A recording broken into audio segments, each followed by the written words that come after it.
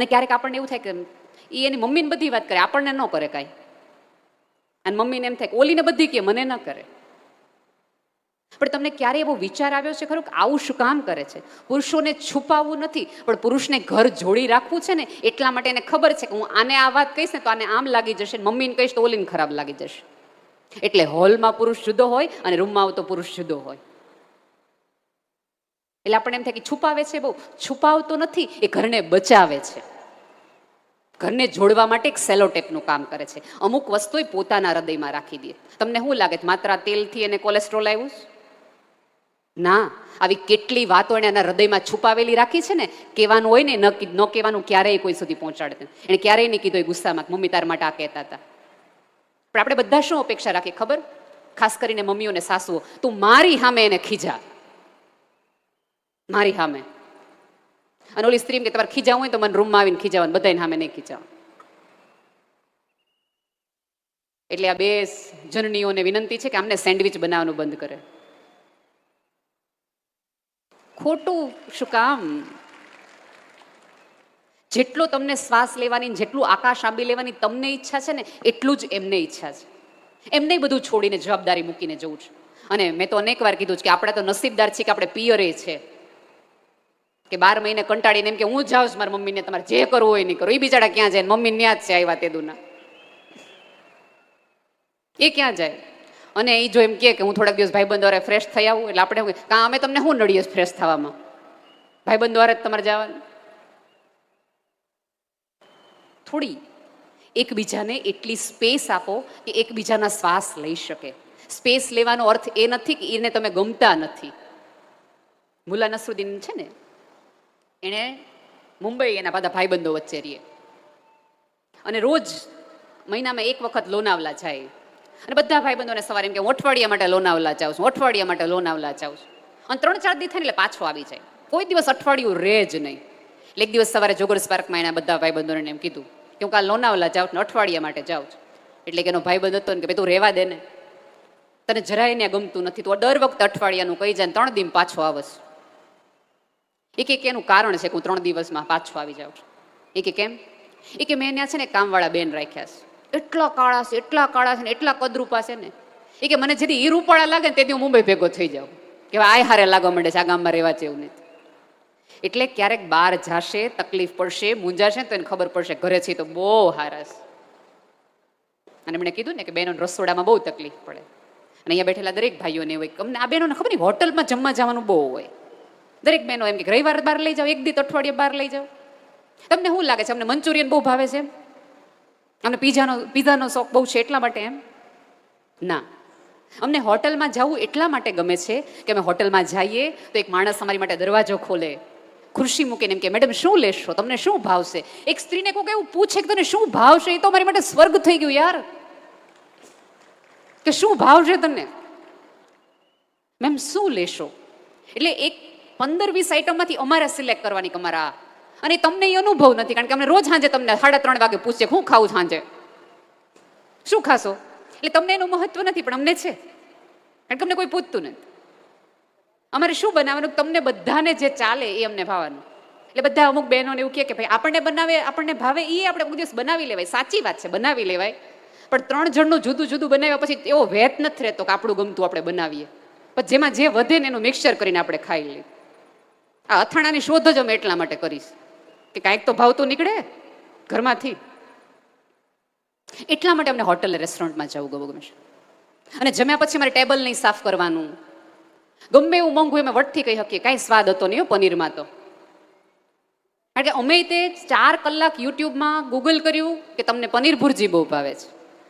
આખી રવિવારની બપોર પૂરી પનીર ભુરજી બનાવીને તમને પીરસી અને તમારી મોઢાની સામે જોયા જ રાખ્યું. હમણાં બોલશે, હમણાં બોલશે, હમણાં બોલશે. 8 રોટલી ખાઈ જાવ ત્યાં સુધી તમે બોલો ને ખારું થયું. એટલે 9મી રોટલી ધડ દઈને પૂછતા કે બોલતા નથી કેવું થયું છે એમ. એટલે તમને તરત એમ થઈ જાય કે હમણાં ખોટું મહાકાળીનું સ્વરૂપ મારા ઘરમાં આવી જાય, પહેલા હું કહી દઉં ખારું થયું છે. એટલે હવે બીજો પ્રશ્ન કે સારું થયું છે એમ નહીં, પણ કેવું લાગ્યું છે એમ તો કયો. એટલે તમે એમ કહો પનીર ભુરજી હોય એવું જ થયું છે, એમાં નવું શું છે? એટલે તરત એમ થાય કે અરે તમને ફરક ન લાગ્યો હોટલમાં ને ઘરમાં? એટલે આવી બધી પીડા. એટલે અમારે તે દિવસે કહી દેવું જરાય પનીરનો સ્વાદ નથી. એટલે બધી જે લક્ઝરી ફીલ કરવાની હોય ને એટલા માટે અમારે રેસ્ટોરન્ટમાં જવું હોય. અમને જરાય એવું નથી, બાકી અમને હું રસોઈ બનાવતા નહીં આવડી હતી. તમને આવડે મોટા કર્યા, તમારા પેટ અમથા વધ્યા છે, અમારી સારી રસોઈના કારણે તો વધ્યા છે. એવું તો છે ને.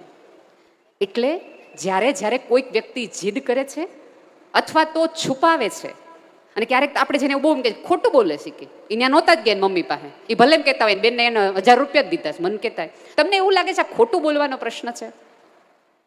આ પ્રશ્ન ખોટું બોલવાનો નથી. તમને દુઃખ ન લાગે ને એટલે છુપાવવાનો છે. છુપાવવું ને ખોટું બોલવામાં ફરક છે. પુરુષ જ્યારે જ્યારે આવું કશુંક છુપાવે છે અથવા તો ખોટું બોલે છે, એનો અર્થ એ ખોટું બોલે છે એમ નહીં, પણ તમારી અંદર સત્ય સાંભળવાની તૈયારી ને પરિપક્વતા બંને નથી, એટલા માટે એને બોલવું પડે છે, એટલે એને કરવું પડે છે. એના બદલે તમે જેટલો સ્વીકાર ભાવ રાખો, તમે જ સહતા, અને થોડી રાહ જોવાનું રાખો. રાહ જોવી તો સ્ત્રીનો ગુણ છે, ધીરજ. એ સ્ત્રીની પોતાની એક સિગ્નેચર કહેવાય એવો એનો વિચાર છે કે રાહ જોવો. એને કહેવાનું છે ત્યારે મને જ કહેશે, આ જગતની કોઈ પણ વ્યક્તિને નહીં. અને જ્યારે એને પૂછો ને ત્યારે એને પેટમાં એમ થાય કે હું તને કહી દઉં, મારે તને કેવું છે, મારે તને કેવું છે. કારણ કે ઉપરવાળે એને ગર્ભ નહીં, સ્ત્રીને ગર્ભ આપ્યો છે. એટલે વ્યક્ત તો એ તરત થઈ જશે, પણ વ્યક્ત થવા માટે એને થોડી શાંતિની જરૂર છે. અને જગતથી થાકેલો, હારેલો, હાંફેલો વ્યક્તિ ઘરમાંથી શાંતિ ન મેળવે તો જગત આખામાંથી એને ક્યાંય શાંતિ ન મળે. એના બદલે તમે કોઈ પુરુષનું શાંતિનું કેન્દ્ર બનો. એને શાંતિ માટે તમારી પાસે આવવું પડે, પ્રેમ માટે તમારી પાસે આવવું પડે, હૂંફ માટે તમારી પાસે આવવું પડે. ક્યાંક એ મૂંઝાય તો એમ થાય કે આ ઘરની સલાહકાર, મને સાચું અવકેનાર એક જ વ્યક્તિ છે જે મારી પત્ની છે. તમારે નક્કી કરવાનું છે કે આ જે વ્યાખ્યા આવી એમાંથી તમારે કઈ પ્રકારની સ્ત્રી બનવું છે. એ તમે મા સ્વરૂપે બની શકો. અને માને પણ વિનંતીઓ છે કે અનુપમા સિરિયલ જોતી વખતે તમે જેટલા રડો છો અને જેટલા લાગણીશીલ થઈ જાઓ છો ને, એટલા અનુપમા જેવા બનવાનો થોડોક પ્રયાસ કરો. જ્યારે એણે એની દીકરાની વહુને સલાહ આપવાની હોય ત્યારે એને આપવાની હોય. અને થોડા દીકરાઓને કહો કે જાહેરમાં સ્ત્રીનું અપમાન કરો એથી તું પુરુષ નથી થઈ જતો. સ્ત્રીને ક્યારેક સન્માનની વધુ જરૂર હોય છે, એ આપવાનું રાખો. અને મા તરીકે તમે દીકરાને કહેશો ને તો એને કેળવણી કહેવાશે. અને અમે કહેશું ને તો કે જોયું, તરત બાર છોકરાને રોકટોક કરવા માંડી આવી ત્યારથી. તમે થોડું ઘણું ન કરી એટલે થોડાક સુધારા વધારા અમારે તો કરવા પડે ને. અને અંતે તમારાથી હચવાતા નહોતા ત્યારે તમે પરણાવ્યા ને. તમે જુઓ આજે પણ 2023માં પણ છોકરો મોડો આવતો હોય રાત્રે, ગમે એ રસ્તે હોય તો બધા વૃદ્ધો અને બધા એમ કે એને પરણાવી દો, એને ખીલે બાંધી દો એટલે સીધો થઈ જશે. એનો અર્થ એ છે કે એક પુરુષને સીધો કરવા માટે એક સ્ત્રી જોઈ. હે ને? તો જ્યારે તમે એ આશયથી જ એક બહારથી એક સરસ મજાની છોકરી પોતાનું બધું જ મૂકીને આવી છે, તો એને એટલો અવકાશ તો આપો કે અમારાથી આટલો સુધારો વધારો થયો, તારું કામ છે. અમારાથી નો ટુવાલ હૂકવી શક્યો, તારાથી હૂકવી શકતો તો વાહ હો, કેવું પડે. 33 વર્ષે અમે ન કરીએ કે 3 મહિનામાં તે દોસ્ત કરી દેખાડ્યું. એને તો વધારવાની હોય, એના સન્માન કરવાના હોય, એમના થોડા બાંધણા હોય. સારી વાત છે. તો અહીંયા બેઠેલી તમામ બહેનોને વિનંતી છે કે તમારી જાતને થોડા ઓળખતા થાઓ. તમારી જાતનું સન્માન તમે કરશો ને તો એની મેળે એ કરશે. તમે તમારી અંદર જે ઈશ્વરે તમને આપેલા ગુણો છે ને એમાં જ કામ કરવાનું રાખો. આપણી તકલીફ એ છે કે આપણે જે નથી ને એ બનવાનો વધુ પ્રયાસ કરીએ છીએ ને એટલે મૂંઝાઈએ છીએ. માતાજીના ધામમાં છો, પ્રાર્થના એવી કરો કે કુટુંબ સમાજને જોડાયેલ રાખતી કડી તમે બનો. કારણ કે સ્ત્રી તો સંસ્કૃતિની વાહક છે. 2 પેઢીને જોડતી કડી એક સ્ત્રી છે. 2 પુલ, બાપ દીકરા વચ્ચે હોય, મા દીકરા વચ્ચે હોય, કાંઈ પણ તો જોડતી સ્ત્રી હોય. પપ્પાની વાત દીકરાને કહી આવે, દીકરાની વાત પપ્પાને કહી આવે, એકબીજાને સમાચાર આપ્યા રાખે. અને વચ્ચેથી કેટલું બધું, એમ તો તારા પપ્પાને તારું બહુ છે. જ્યારે જ્યારે પપ્પાની વાત કરો ને ત્યારે થોડા પપ્પાના સંઘર્ષની વાત પણ કરો.